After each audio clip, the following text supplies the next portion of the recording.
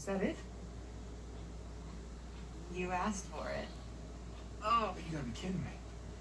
I practically had it. you can give it another shot. Come on, double or nothing. My car could really use a good cleaning. Are you gonna start the smack talk There's now? this mode called easy mode. I just Hey, what's up, guys? How you doing? It's me, Mr. 4K Upscaler. So, a bunch of you been asking me, hey, when you're gonna start doing some PlayStation 4 Pro tests on this television? When you're gonna start playing some of these exclusive games on this television, do some tests and look at it? Well, here it is. But you guys have to remember, I just got this TV like 3 days ago. So it takes a while for me to make all those videos, not to mention that I have to work my main job and then try to do this for you. Okay, so hopefully you guys can understand that. How does it look? Well, as you expected, anything on this TV will look good due to technology behind it, due to the billions of colors.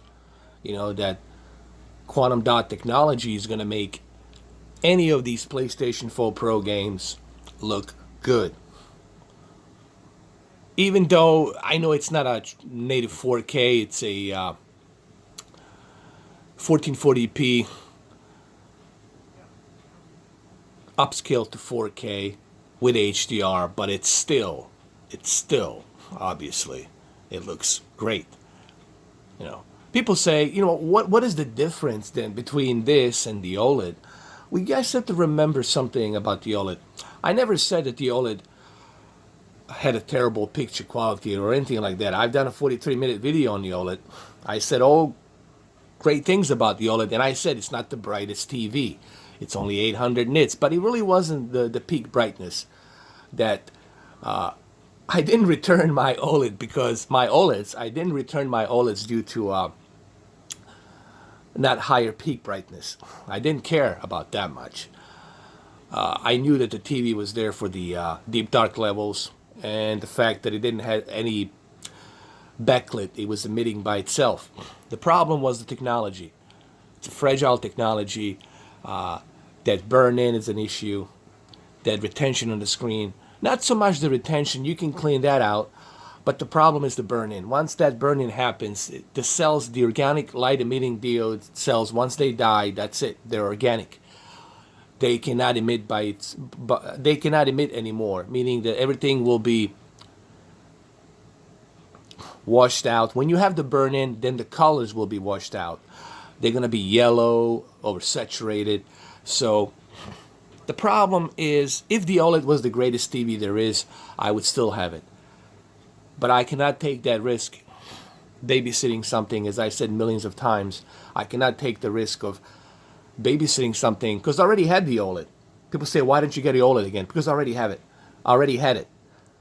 And it's not worth the risk. It's not worth the risk. Now, if you are somebody who is willing to take that risk, then be my guest, take the risk. But I'm letting you know that it's not worth it. I can leave right now my house and I can leave this TV on and I can come back tomorrow and it's still going to work.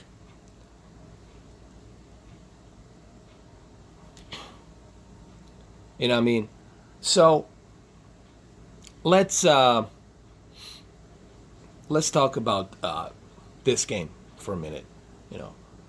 Uncharted 4. Arguably, Uncharted 4 was, at the time, it still is the crown jewel, almost the crown jewel of the PlayStation. In some ways, it always is a crown jewel of PlayStation 4.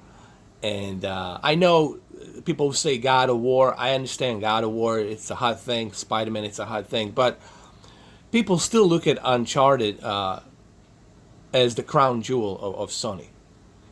The Drake, the Uncharted. It's if they're going to make another PlayStation 5 console, which I'm sure they will, the Uncharted 5 is going to be it. That's what they're going to be looking for to launch their title as their promotion of the console. So Uncharted looks amazing. Okay?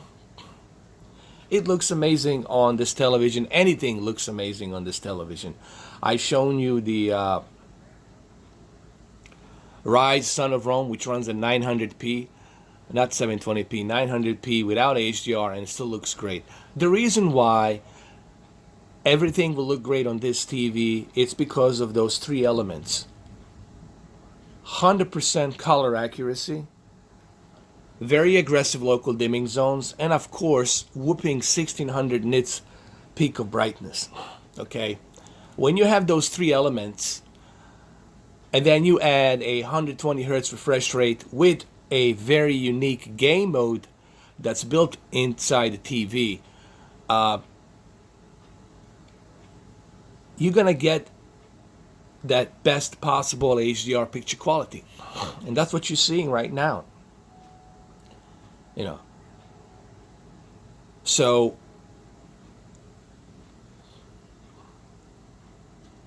and it's my third day. You know, this is like my third day so far. I think it is the third day since I had this since I have this TV. I'm going into the fourth day, and when somebody gets impressed right away, right out of the box, in 3 days, with so far what this TV can do, I understand why people talk highly about this TV. I understand why Microsoft is recommending this TV. You know, I mean, Sony 930E is still great. That's still great TV. They're pretty much identical in peak of brightness. The differences are obviously that this one doesn't have Dolby Vision. 930E has Dolby Vision, and of course, this TV has a slightly better color accuracy because it's 100%. You know, it's like all the way up. You know what I mean? That's like the only difference I would say would be between this and 930E is the color accuracy. The color accuracy, it's a bit better. And of course, the biggest crown jewel is the game mode and 120 hertz. You know, for gaming, this TV, it's really what I'm trying to say, this is a very well balanced TV. They really put a good balance on this TV. They balance the picture quality. They balance the game mode. They really gave you a lot of options on this TV, a lot of features. And the greatest accolade of all on this TV is the fact that you don't have to worry about the burn-in. You know, this is still an expensive. This is a expensive TV. I'm not saying this is a cheap TV by any means, but if you're gonna be going out there purchasing a OLED TV that costs over $3,000, in some cases $4,000, and you're willing to take that risk, plus the warranty, and you're willing to cash out all that money and take that risk, then, you know, you only got yourself to blame for doing that. What I'm trying to tell you here is, I'm not here to tell you which one to buy. I'm just here to tell you what options you have and what are the better options, you know.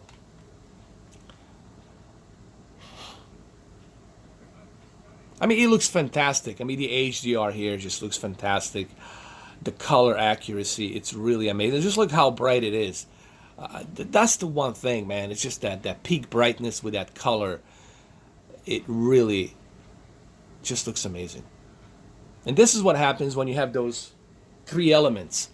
When you have those three elements, aggressive aggressive local dimming zone, color accuracy 100%, higher peak brightness. When you have all of those elements, as I like to call them, three necessary ingredients. When you have those, then that's it, man. You are pretty much all set, good to go. So I will do God of War. I will do some other games on PlayStation as well. Horizon Zero Dawn, Detroit Become Human. But you guys need to be patient. You know, it takes a while for me to do these videos. You know. All right, guys. Well, there you have it. As expected, it looks great.